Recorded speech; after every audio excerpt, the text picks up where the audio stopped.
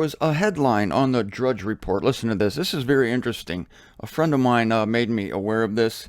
The headline said concerning the Trump presidency, the new world order.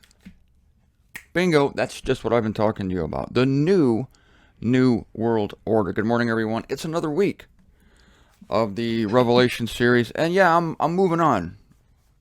Watch me move on. Unless I have one more thing to say. Hang on a second here. Oh, I am thankful for the presence of alternative news media, because we all know that the mainstream news media is just that, mainstream, and alternative sources of information are fantastic, and we have the internet to thank for that. And this is what you're watching now. You're watching an alternative source of truth, because we know the mainstream has sold out. Mainstream everything has sold out to their own.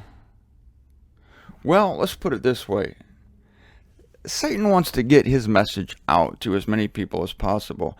And he knows that people like to do the accepted thing, what everybody thinks they should do. And he knows that people today are being groomed to care much too much about what other people think of them. So, we're not of that disposition, are we? Because if we did, we wouldn't be believing in this truth.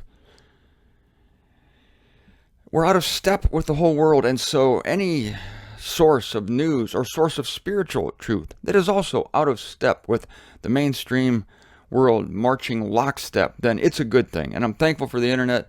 I'm thankful for this voice that I'm able to have here with you. And may God preserve it. And I pray it never goes away.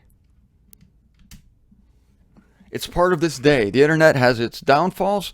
But remember, God is doing a fast work today. Everything is increasing. The speed, knowledge, and the intensity, complexity. So everything's changing, and that's can be a bad thing. It throws us all off. But on the other hand, this internet has brought us together. We are able to fellowship and unite as we've never been able to do before.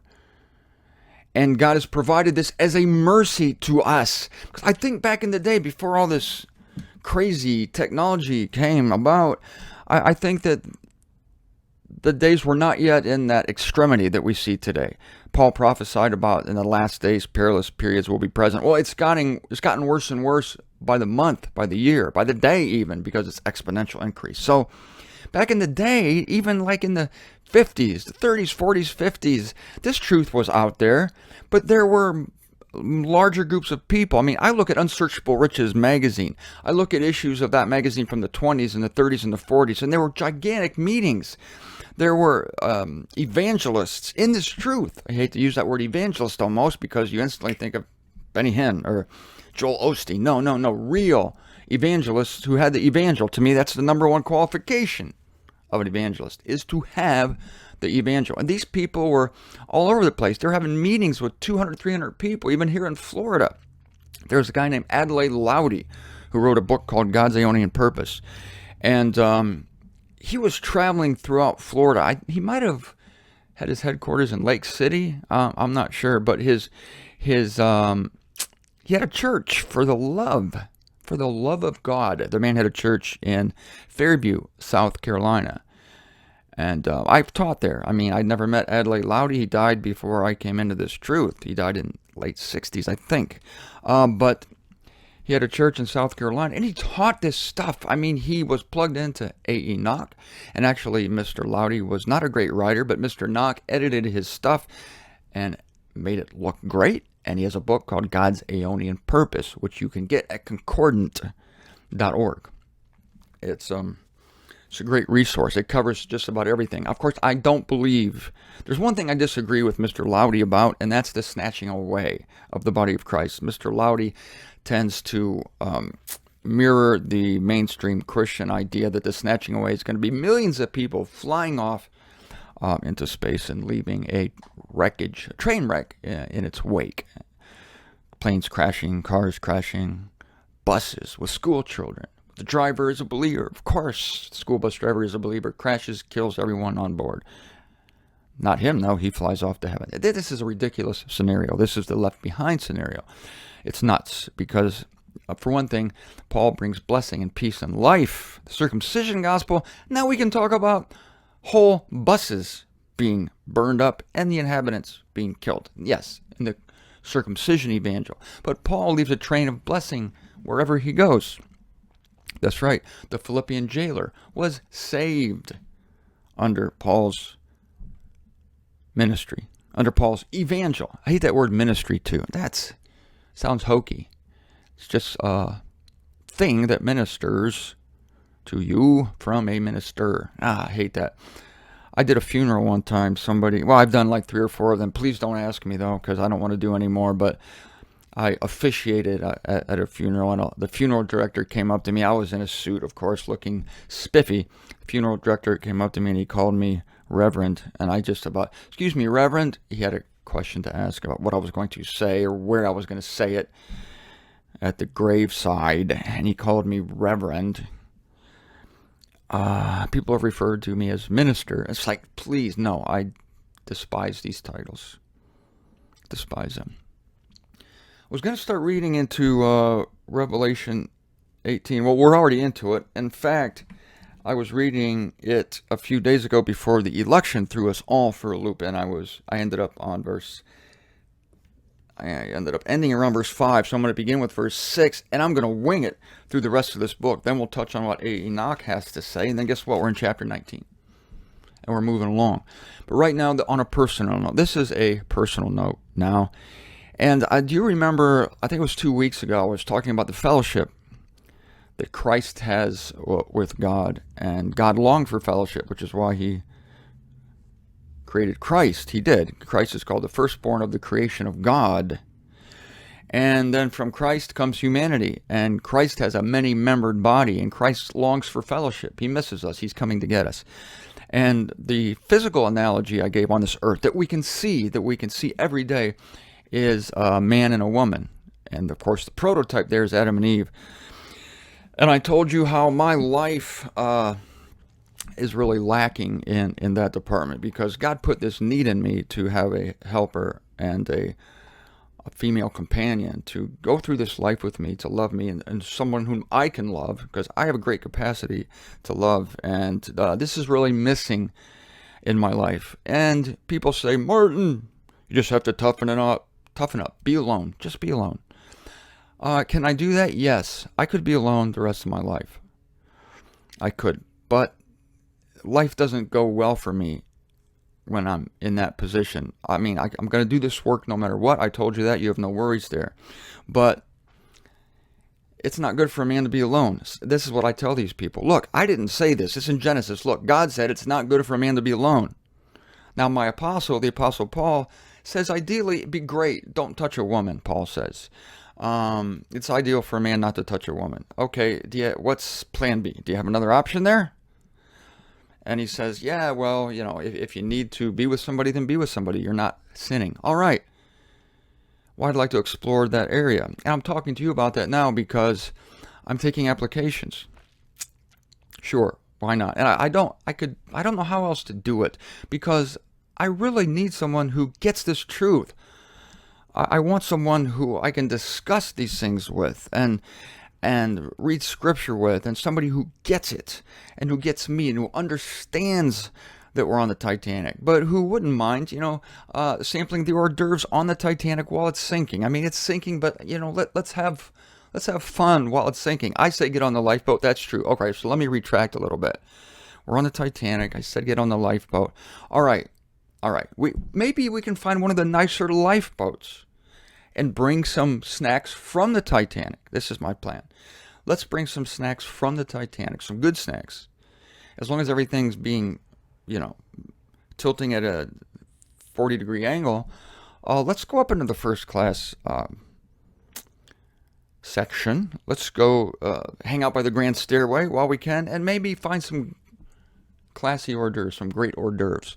So if you're a woman, and if you're listening to my voice, and if you think that we might get along, I'm taking applications. I mean, not like it sounds like I'm the Sultan or something. I'm taking applications. No, look, I have a lot to give, and Uh, I know. I think somebody out there does too. For some reason now, I picture me with someone younger than myself. Because listen, I have the disposition of a 20-year-old, and I have great energy in all areas of life. Although I am sometimes boring. People can't believe that about me, but I do like to just sit around and take it easy once in a while. I'm not extremely driven. I am driven. I am a motivated person. I'm extremely motivated because of this message. And I want to spend the last days of this eon putting this message out. And maybe there's somebody out there listening to me who wants to do the same thing. I mean, that would be great. I'm putting myself out there right now. Contact me, mzender@martinzender.com. Maybe we can start a dialogue. Like I say, I picture somebody younger than myself, and it would be great. No, you have to be in shape. I mean, you have to be healthy. You don't have to be perfect for the love, but, I take good care of myself. I run 11 miles out here, and I work out, and so I really need the same thing. I need somebody who's into being healthy, eating healthy, and looks good in a bikini. Really. I mean, you don't even have to look perfect in a bikini, but I'm looking for some bold person who, in all areas of life, goes for it. So, that's just one area of life. Somebody who wears a bikini, it's like, wow, that person's bold. Yes, I want a bold person. I need a bold person. And like I say, I'm not looking for a perfect person because there is no such person. And this is essential, what I'm about to tell you. I'm looking for someone who is complete in themselves.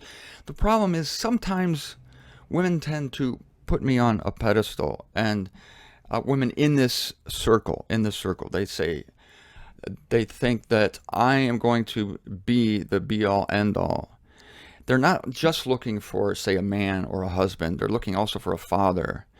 And I can't be that for you. I can't. I know that for a fact because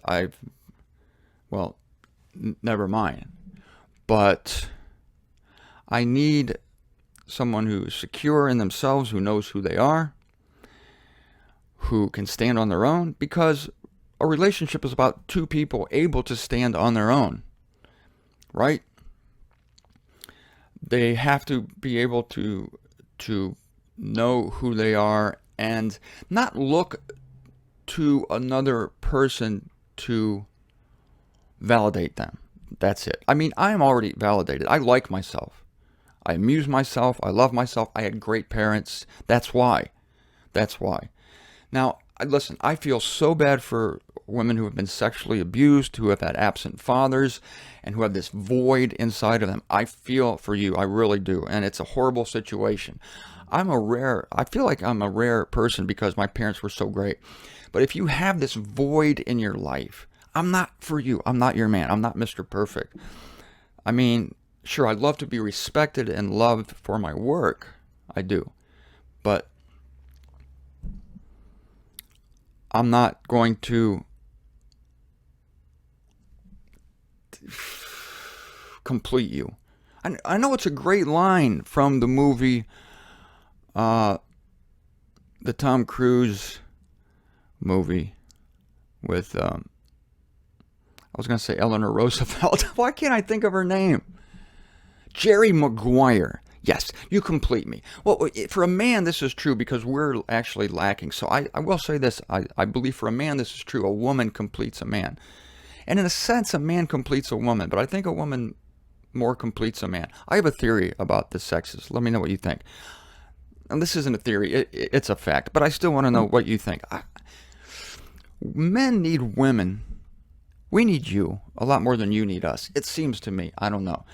But look, if you want to do noble work, I want to start a new video series, and I want a partner in crime. I'm looking for a partner in crime who's young, legal age, please, legal age, young, vibrant, wants to do the most noble work there is. You have to be able to want, and also you need to want to live in a tropical place, because I really don't want to move to Alaska or someplace where the snow still flies. In fact, look, I had the opportunity to visit Colombia, South America. This is a great country. It's tropical, it's near the equator. The average temperature in June is 84 degrees. The average temperature in January is 82 degrees. Great place. So I want to be where there are palm trees and an ocean. But the cool thing about Colombia is, I'm just talking off the top of my head here, but I do have a plan forming in my mind. You could live 6 months out of the year in this place. It's extremely inexpensive to live. You know I'm not a rich guy. You don't come to me to get wealthy. You're making a big mistake. You go find a rich guy. I'm not rich, but I have enough to support myself and another person. If myself and another person were to live simply, I mean, not talking about living on a park bench, but in Colombia, like gas is $1.63 a gallon. You can rent a house in a nice neighborhood for like $400 a month. It's crazy cheap. There are some Central American countries that are crazy cheap, but I like South Florida too. It's just a little more difficult to live in South Florida for two people because I'm living on the edge here. I mean, you see, I live in the laundry room, so I get a discount on the el rente. Yes, they speak Spanish in Colombia. That's a problem. So look, this is not a desperate plea. I'm not desperate. I'm not, and I don't want you to be desperate either. But if you're up for an adventure, if you're a little bit crazy, not nuts. I don't want nuts. I don't need nuts, but I do need crazy. I need somebody who's like ready to just go for it, to take a chance, to live a life of intensity and possible occasional boredom, right? It's all good. Again, I have the disposition of a 20-year-old. That's how I think. That's how I am. That's how I do things, if you know what I mean. You catching my drift there? I'm trying to be subtle. Trying to be subtle there. But I'm not looking for a roommate. I'm not looking for only a partner in crime. I'm looking for a relationship, if you catch my drift. So, mzender@martinzender.com. All I'm saying is we can start a dialogue. I might be talking to no one. There might be absolutely no one out there, and I'm speaking into the wind. I'm willing to do that. I'm putting myself out there. That's what I do. And I don't know, to me, this is the best way to do this, because what fellowship does believer have with an unbeliever? Does righteousness have with lawlessness? Does Christ have with Belial, the disintegrator? We've got to be on the same page spiritually. Got to. I'm not into one-night stands either. I've never figured out how to do that. I've never figured out how to be in a sexual relationship without commitment, without love, without everything else working. See, I'm not that kind of a guy. Sometimes I wish I could read a book on how to do it, because it seems like it would be a simpler life, but I can't do it that way. So this is Monday, yes. So tomorrow I'm going to go into Revelation 18. I'm going to get back into the scriptures. And so thank you all for indulging me, for listening to me. Obviously, what I've said in the last 10 minutes or so doesn't apply to most people who I'm talking to. But you've been very patient, and you've been very indulgent, and I appreciate that. I would do the same for you.